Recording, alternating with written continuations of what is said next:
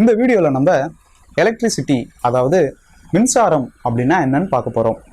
போன வீடியோவில் நம்ம ஆட்டம்னா என்னன்னு பார்த்தோம்.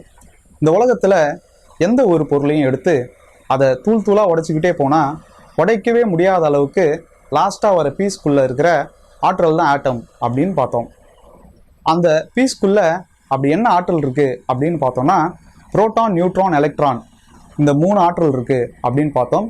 இந்த 3 ஆற்றலும் எப்படி கரண்ட் உற்பத்தி ஆகிறதுக்கு யூஸ் ஆகுது அப்படின்றத தான் இந்த வீடியோவில் நம்ம பார்க்க போகிறோம். இந்த டயக்ராமை பாருங்கள். இந்த டயக்ராமில் இதுதான் ஆட்டம். இந்த ஆட்டம்குள்ளே புரோட்டான், நியூட்ரான், எலக்ட்ரான் இருக்குது. இந்த புரோட்டான் பாசிட்டிவ்லி சார்ஜாக இருக்கிறதால இதை ப்ளஸ்ன்னும், எலக்ட்ரான் நெகட்டிவ்லி சார்ஜாக இருக்கிறதால இதை மைனஸ்ன்னும், நியூட்ரான் நியூட்ரலாக இருக்கிறதால இதை 0 அப்படின்னு சொல்கிறாங்க. இதை ஏன் 0 அப்படின்னு சொல்கிறாங்கன்னா, இந்த நியூட்ரானுக்குள்ளே எந்த ஒரு சார்ஜும் இருக்காது, அதாவது எந்த ஒரு மின் சுமையும் இருக்காது. அதனால் இதை 0 அப்படின்னு சொல்கிறாங்க. இப்போ இந்த ஆட்டம்குள்ளே எத்தனை எலக்ட்ரான் இருக்குது, எத்தனை புரோட்டான் இருக்குது அப்படின்னு நம்ம பார்த்தோன்னா, இதில் மொத்தம் 6 எலக்ட்ரான் இருக்குது, 6 புரோட்டான் இருக்குது, 6 நியூட்ரான் இருக்குது. இப்போ புரோட்டானும் எலக்ட்ரானும் ஒரே அளவில் இருக்கிறதால இந்த ஆட்டம் நியூட்ரலாக இருக்குது. அதாவது பாசிட்டிவ்லி சார்ஜ்டு பார்ட்டிக்கலும் நெகட்டிவ்லி சார்ஜ்டு பார்ட்டிக்கலும் சேம் அமௌண்ட்டில் இருக்கிறதால இந்த ஆட்டம் நியூட்ரலாக இருக்குது. இது எப்போது பாசிட்டிவ்லி சார்ஜ்டு ஆட்டமாவோ இல்லை நெகட்டிவ்லி சார்ஜ்டு ஆட்டமாவோ மாறும் அப்படின்னு நம்ம பார்த்தோம்னா, அதுக்கு நம்ம போன வீடியோவில் நான் உங்களுக்கு ஒரு கேள்வி கேட்டிருந்தேன். அந்த கேள்வி என்னென்னா, ஒரு காப்பர் கம்பி எடுத்து ஸ்பைரலாக சுற்றி அதோடைய 2 முனையில் ஒரு எல்இடி பல்பை வச்சுட்டு அந்த ஸ்பைரலுக்கு பக்கத்தில் ஒரு மேக்னெட்டை கொண்டு வந்தோன்னா இந்த எல்இடி பல்ப் எரியும். இது எப்படி எரியுது அப்படின்னு கேட்டிருந்தேன். இங்கே நான் எந்த ஒரு பேட்டரி கனெக்ஷனும் கொடுக்கல, எந்த ஒரு கரண்ட்டும் இதில் கொடுக்கல, ஆனாலும் இந்த பல்ப் எரியுது. அது எப்படி எரியுது அப்படின்னா, இந்த காப்பர் கம்பிக்குள்ளே ஆட்டம் இருக்குது. நம்ம ஆல்ரெடி பார்த்த மாதிரி இந்த உலகத்தில் எல்லா பொருள்லையும் ஆட்டம் இருக்குது. ஆட்டம்ன்றது ஒன்றும் இல்லை, ஒரு ஆற்றல். அப்போது இந்த காப்பர் கம்பிக்குள்ளேயும் ஒரு ஆற்றல் இருக்குது. இப்போது இதுதான் காப்பர் கம்பின்னு நினச்சிக்கோங்க.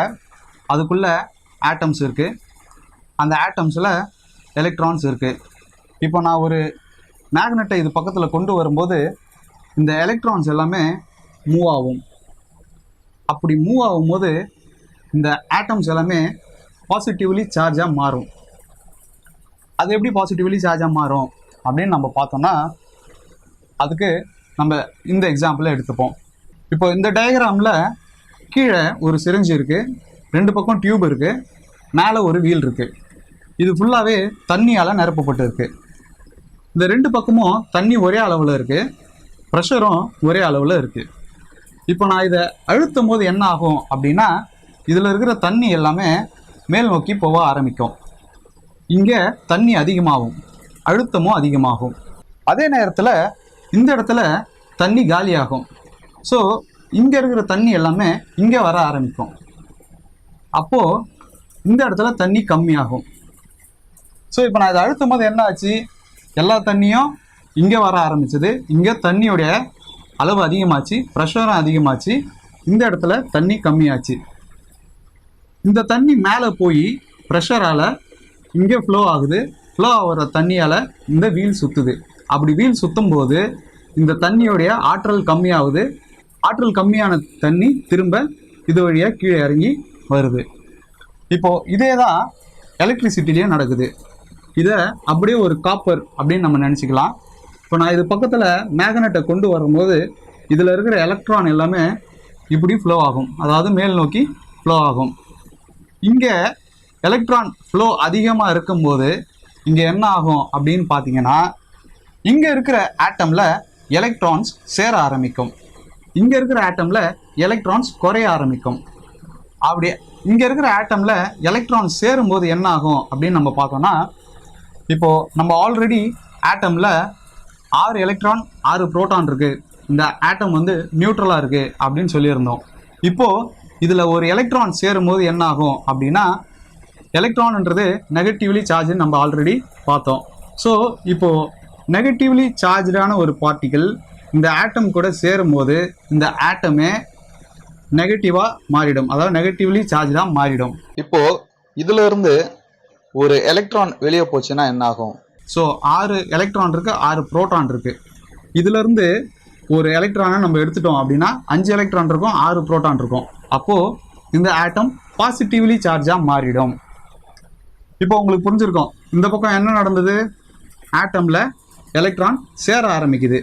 அப்படி சேர ஆரம்பிக்கும் போது இந்த பக்கம் ஃபுல்லாகவே நெகட்டிவ்லி சார்ஜாக மாறிடும், இந்த பக்கம் ஃபுல்லாகவே பாசிட்டிவ்லி சார்ஜாக மாறும். ஸோ எலக்ட்ரானுடைய ஃப்ளோ இப்போ எப்படி இருக்குது அப்படின்னு பார்த்தீங்கன்னா மைனஸில் இருந்து ஸ்டார்ட் ஆகி ப்ளஸில் வந்து முடியுது. ஆனால் நம்ம கரண்ட் எப்படி படித்தோம்? ப்ளஸில் இருந்து போய் தானே மைனஸ்க்கு வருதுன்னு படித்தோம். ஆனால் உண்மையான கரண்ட் எப்படி ஃப்ளோ ஆகுது அப்படின்னு பார்த்தீங்கன்னா மைனஸில் இருந்து தான் ஸ்டார்ட் ஆகி ப்ளஸில் வந்து முடியுது. கரண்ட்னா என்ன அப்படின்னு கேட்டால் ஃப்ளோ ஆஃப் எலக்ட்ரான் அப்படின்னு சொல்கிறாங்க இல்லைங்களா? இப்படி தான் எலக்ட்ரான் ஃப்ளோ ஆகும். இப்போ உங்களுக்கு எலக்ட்ரிசிட்டினா என்னன்னு புரிஞ்சிருக்கும்னு நினைக்கிறேன். கரண்ட் எந்த டைரெக்ஷனில் ஃப்ளோ ஆகுது அப்படின்றதும் உங்களுக்கு இப்போ தெரிஞ்சிருக்கும். ஆனால் நம்ம இவ்வளோ காலமாக கரண்ட் ப்ளஸில் இருந்து மைனஸுக்கு தானே ஃப்ளோ ஆகுதுன்னு படித்தோம். எல்லா சர்க்கியூட் டயக்ராம்லேயும் அப்படி தானே இருக்குது.